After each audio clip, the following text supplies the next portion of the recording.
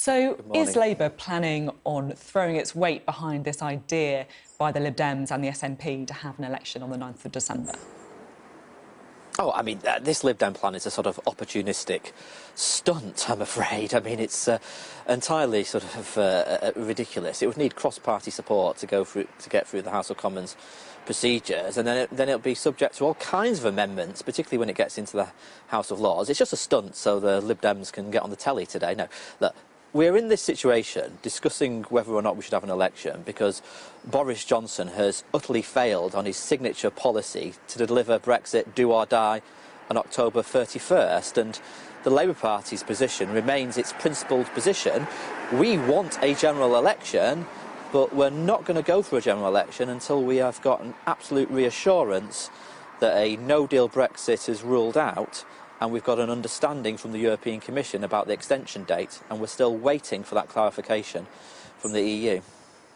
Interesting that you say that it's a stunt by the Lib Dems. Nicky Morgan says it's a stunt by the Lib Dems. Something I didn't expect to do on this morning's programme is unite two of those guests on this matter. Now, on the subject of an election, Jeremy Corbyn has called for an election 35 times. He told me 2 weeks ago, we're ready for an election any time, we want to go out and campaign. Last month, John McDonnell told the show, general election, bring it on. So can you just explain why, if an extension is granted by the EU to the end of January, why doesn't Labour want to see an election?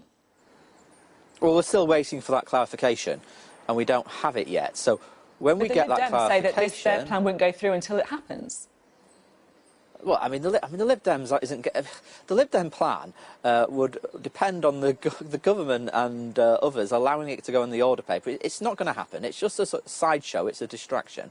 We're waiting for the clarification from the EU about the extension date because we don't trust Boris Johnson. We don't trust him to not crash us out with a damaging no-deal Brexit. So that is why we're adopting a principled, responsible position, waiting to see what happens in the next 24, 48 hours. But yes, we do want a general election. I mean, when you've got 4.5 million people waiting for treatment in the NHS, then we want an election. When you've got over 600,000 people in the last year languishing on trolleys in corridors in hospitals, we want a general election. When we've got our young people denied the mental health support that they need, of course we want a general election, but we've got to make sure that we get those absolute reassurances that Boris Johnson won't use a general election and the campaign to crash us out of the European Union with a disastrous no-deal Brexit. Well, this is the point, isn't it? I mean, you've just said it. You know, with every day that you delay backing an election is another day where, in your words, you know, the NHS is in crisis. So let me just try and phrase the question slightly differently. If the EU does grant an extension until the end of January, which is not a wild hypothetical, it's what's expected, will Labour then back an early election? Well, I mean, you've put the finger on the dilemma that faces me as the Shadow Health Secretary. Every day that Matt Hancock is the Health Secretary, another 300 people wait beyond 18 weeks for treatment in the health service. That's people waiting longer, in pain, in agony, in distress, under Matt Hancock and Boris Johnson, because they've been running down the NHS for a decade. So look, I do want that general election because I want to start rebuilding the NHS, but we have to wait and see what the European Union clarify about an extension date. And if they give us that extension until January, then we'll have to consider it. But at the moment, we don't have that clarification, and we cannot support Boris Johnson's plans until we've got an absolute reassurance that no deal is off the table. You see, I don't really want to sound like a broken record here, but it's one thing to say, oh, yeah, we'll consider it when the EU come back, but we're expecting them to come back in a matter of days. We're expecting them to come back potentially with this extension to the end of January. So why can't you just be straight with people about whether or not you back an election at that time? If the EU extends to the end of January, will Labour back an election? But there's lots of speculation that the EU are going to come back with various different dates, and that's the issue. So until we know the exact date they come back with, then we'll be able to make our judgment. But I want to reassure you, we are desperate for a general election. When you've got 32,000 people waiting beyond 2 months for cancer treatment, and every cancer target has worsened in the last year under Matt Hancock and now Boris Johnson, we need that general election. But we are not going to countenance an election while no deal is still a possibility. We've got to get an absolute reassurance that no deal is completely off the table, and that is what we're waiting for. Is it truth that you are stalling about the general election simply because you don't trust people to vote the way that you want? You don't think that you would win it? No, no, not at all. Look, I'm confident that once we start making the argument about the future of the National Health Service, the future of living standards, about climate change, about the future of our schools, which are being cut under these Tories, then we'll begin to win the confidence of the British people, because this country needs a change of direction. And I know you'll say to me, look at the opinion polls, they're terrible. And they're not great for the Labour Party. I'm not daft, I can see that. But they weren't that great in the last general election, and we made up a lot of ground.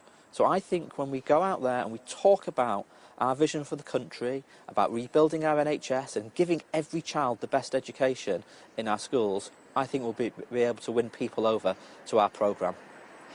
You see, I know that you want to talk about all these domestic issues, and I'm very happy to talk about all of Labour's domestic issues in an election campaign when, they'll be on your manifesto. But can you see why some people are frustrated that you just don't seem to be able to get an answer from Labour about whether or not they support a December election or not? Is it because there's a split in the party? What's going on? No, I don't know. I mean, there's obviously different opinions in the Labour Party about the tactics of an election. I mean, you can read that in today's newspapers. I can't pretend there's not different opinions. But look, the priority for us is to get a general election where no deal is off the table.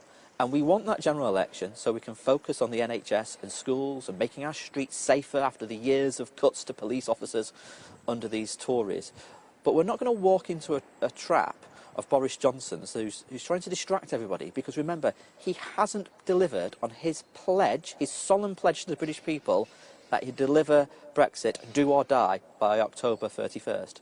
And now he's sort of withdrawn the withdrawal bill, and he's even talking about going on strike. I mean, when you've got 600,000 people languishing on trolleys, in corridors, in hospitals, not even able to get a bed, and this government are talking about going on strike when so many people are denied treatment. I mean, it's a joke. It's disgusting, actually. I'm keen to talk about the really serious news that's come out this week as well, about the 39 people found dead in the back of a refrigerated trailer attached to a lorry this week. We don't know the circumstances of their deaths. We don't know what drew them to make that awful decision to get into the back of that container. But we do know that this is the kind of thing that is happening in the United Kingdom. Are you worried that MPs are just taking their eye off the ball when it comes to stuff like this, really, really serious issues, because we're having all these rows about Brexit?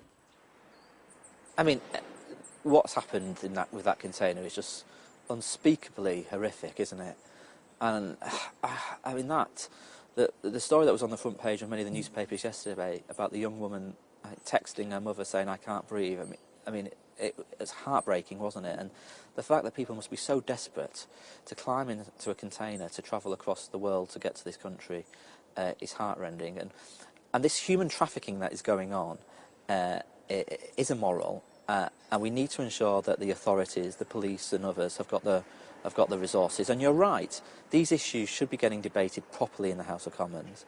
I mean, this week in the House of Commons, I brought a motion to end privatisation in our NHS. I mean, Lib Dems, by the way, abstained on it. I can't understand why they abstained on it, but they did. But these issues aren't getting the focus that they should get. When you've got so many people on the waiting list, 4.5 million on the waiting list in our NHS, it's not getting the focus in the House of Commons that they should get at the moment. So yes, I do share your frustration that there are so many big, important issues which really need the focus of government, and they're not getting them, which is why, again, I come back to it, it's utterly offensive that the government are talking about going on strike when there's so many big issues facing the country.